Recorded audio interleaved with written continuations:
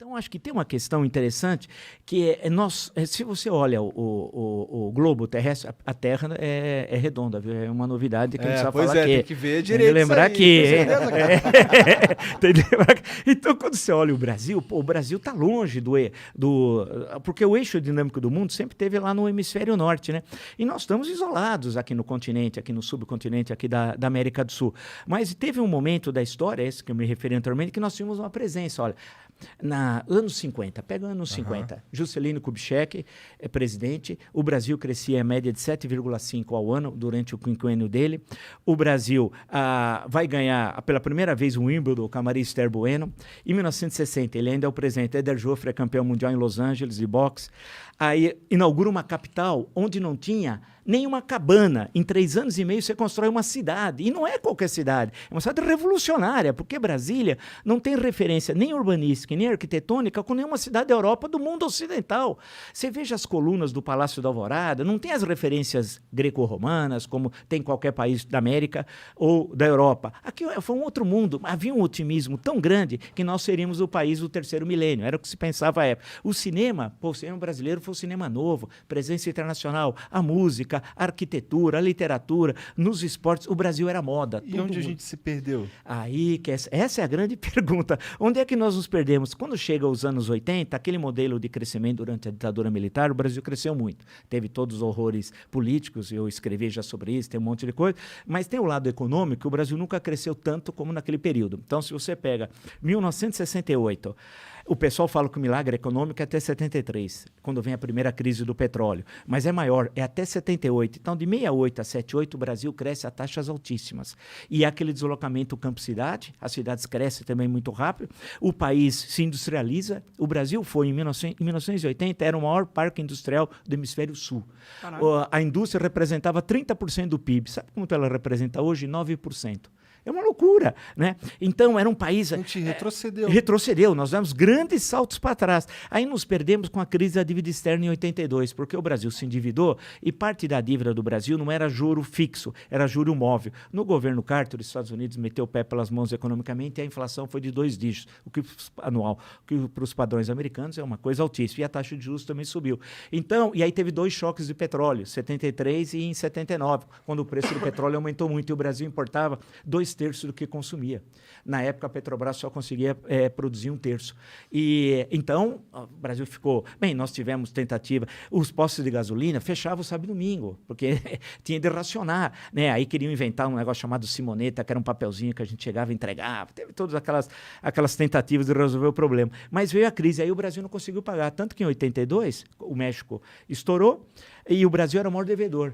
E não tinha condições de honrar a dívida, nem pagar os juros e amortizações, quanto mais o principal. Aí nós começamos a tropeçar economicamente, aí veio os planos de estabilização, o Cruzado 1, Plano Bresser, Plano Verão, Plano Collor 1, Plano Collor 2. Né? Muitos planos. Tudo fracassando. No Cruzado se congelou preços, salários e mercadorias, preços de produtos. Todo mundo sabe que isso não funciona. Mas na época foi um sucesso. O primeiro mês, deu certo no primeiro mês. Foi assim, olha, porque a inflação era muito alta, então de uma hora para outra os preços pararam de subir. E como o pobre é que paga a conta da inflação, porque o salário dele não é corrigido, e os preços eram corrigidos. Aí, a popularidade do Sarney foi nas alturas e tal. E teve cenas as mais grotescas, teve fiscal do Sarney, que ele inventou uma categoria chamada fiscal do Sarney. Qualquer um de nós podemos fiscalizar uma tabela, porque os preços tinham tabela, independente de onde fosse. Então, um Guaraná, em qualquer lugar ele tinha que custar R$1,50. Não importa se fosse no hotel mais chique ou no boteco da esquina. É absurdo, porque você tem os custos da empresa, isso não existe.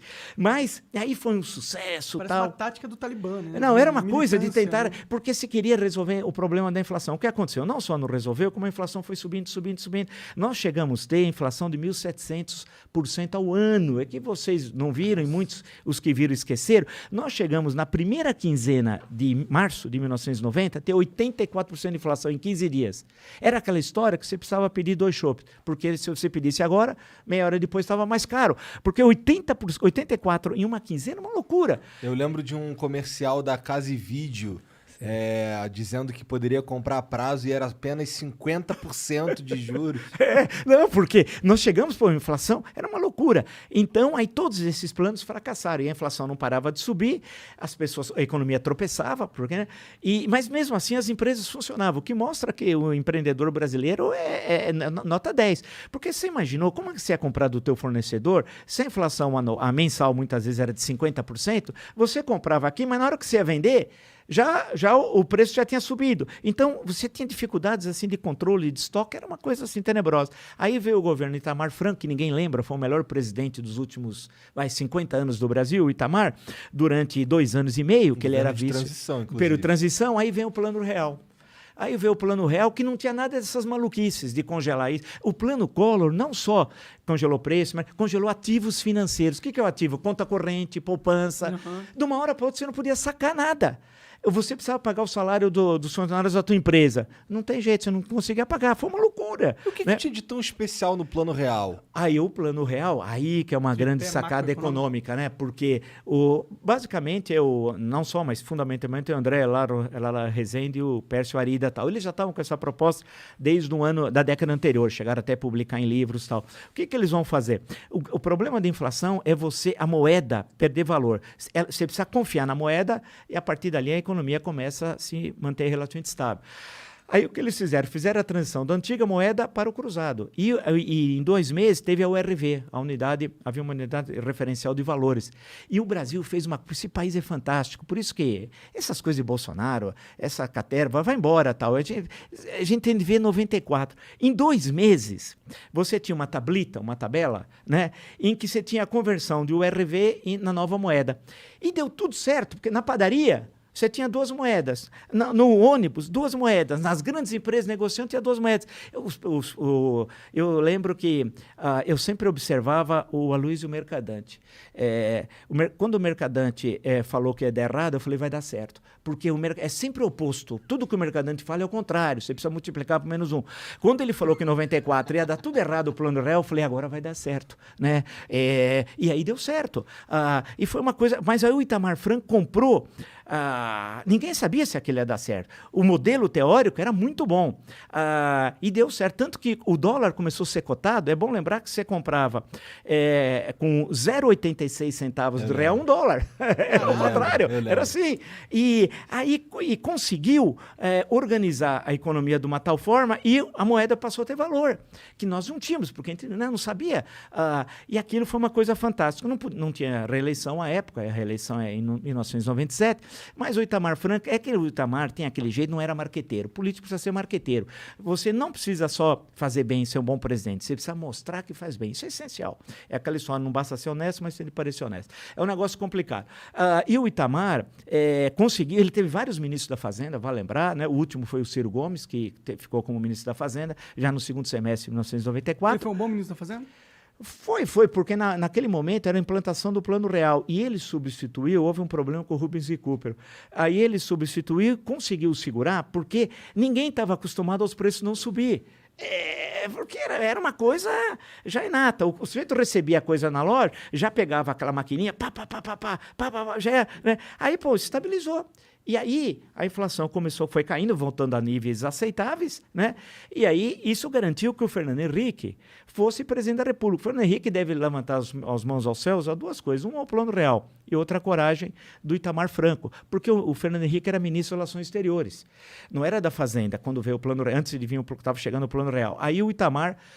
Houve um problema com o ministro da Fazenda, o Itamar, ele queria substituir e pensou no Fernando Henrique. Ligou para ele estava em viagem internacional, nesse momento estava em Nova York, que ele era ministro das Relações Exteriores. Falou, olha, Fernando Henrique, eu queria te consultar, tal. Ele falou, não, eu não quero, não aceito, em hipótese nenhuma, ser ministro da Fazenda, tal. E o Itamar falou, mas aí tem um problema. Ele falou, qual? Já está no Diário Oficial, cara. Já saiu. Você não é mais ministro das Relações Exteriores. Você vai chegar aqui, você viajou, ministro das Relações Exteriores, você volta ministro da Fazenda. E aí começou a implantação do Plano Real, do qual, politicamente, ele acabou hiper favorecido, né? Tendo em vista que hoje, né? ele tinha dificuldade de ser, ele era senador, de ser reeleito deputado federal. Ele sabia que o Senado ele não tinha chance em 94. Tanto que no final de 83, ele falou, você é candidato a deputado federal, tal, aí veio o Plano Real, caiu no colo dele. A história é assim, a história é surpreendente, né? E aí ele em junho de 94, o Lula estava em primeiro disparado, né? E aí lança a candidatura dele e ele ganha no primeiro turno. E em 98, ganhou outra vez no primeiro turno, as 2 vezes do Lula. Mas fez um governo que, de um lado, teve essa estabilização em relação à inflação, mas foi muito pouco ativo no campo do desenvolvimento econômico. O Brasil cresceu muito pouco. Claro que ele teve crises internacionais, teve a crise da Rússia, a crise asiática, problemas complicados que a moeda nossa aqui teve de ser desvalorizada, teve momentos complicados de crises internacionais e o Brasil não tinha reservas monetárias suficientes para segurar ataque especulativo da moeda. Hoje o Brasil tem uma reserva imensa, que vem, inclusive, ainda desde os governos do PT. Então, você consegue assegurar caso tenha um ataque especulativo. Naquele momento não tinha. E aí ele termina o segundo governo melancolicamente, né, em 2002. Né? Se você for dar uma olhada no governo de 2002, até no Ministério, pega o segundo semestre, eu nem lembro os nomes, eu pego os nomes e falo, mas quem é esse cara? Né? Foi muito ruim. E aí vem as eleições de 2002 e o Brasil passa a seguir um outro caminho. Mas, finalmente, nós conseguimos vencer a inflação, que parecia que era impossível de vencê-la. Agora, claro que foi uma tremenda vitória, mas aí o país parou de crescer, o Brasil precisa crescer, né? E nós temos